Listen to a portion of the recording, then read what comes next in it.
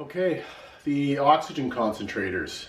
So it looks like the ones that were built specifically for glass workers or lamp workers, what they basically did was stripped all the components out of the medical oxygen concentrators, jam them into a different box, put their sticker on it, and sell it. Maybe they regenerated the sieve beds, maybe they added new zeolite to make it new and fresh again. Some of the canisters are from 1995, and those ones were sealed, you'll see in the picture, and broken open. So that's old zeolite, and it's had thousands and thousands of hours on it, and it was still producing low quality oxygen, maybe in the 80-90% range. So it needs regeneration. The other ones I'm not sure, but they were functioning for a lamp worker prior to me disassembling them. So the zeolite's not going to be bad. I'm sure it's going to be curable. I'll have to get it to 450 or 550 degrees centigrade in a vacuum chamber to regenerate it. We'll weigh it before and after, and then we'll have an idea of how much of the moisture we've pulled out of the zeolite. I haven't decided if I'm going to use the canisters again. The canisters they have are kind of nice because they've got a spring that pushes a plunger that's perforated and then got a filter medium on it, and it squishes the zeolite into the canister so that as you purge and backflush the zeolite, the air goes in and it gets pressurized and it absorbs the nitrogen, and then you allow some of it back out, and then you purge it all back out, and you keep going through these steps. And the two, there's usually two, and then one and then the other, and they go through this kind of breathing.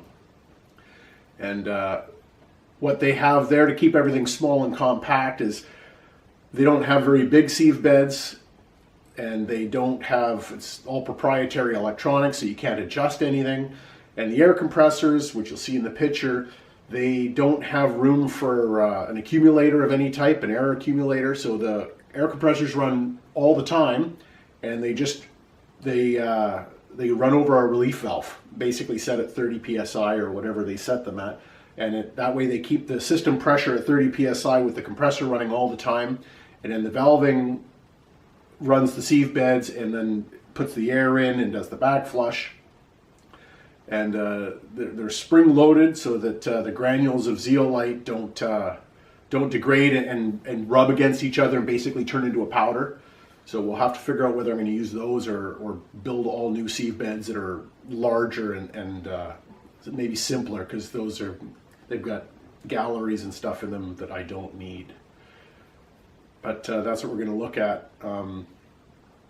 So we're going to harvest the zeolite, or some of it, and just put it into bags and take a look at how they built the canisters, and we'll go from there. So this is the harvesting of the zeolite and a quick look at the factory-built oxygen concentrators. So as you can see in most of the concentrators, it's much the same stuff, same circuitry. Sieve beds might look a little bit different, but they're all kind of the same sort of thing. I'll put a link in the description for OxyKit. That's where most of the stuff for the new schematics are coming from, and where they have the Arduino program.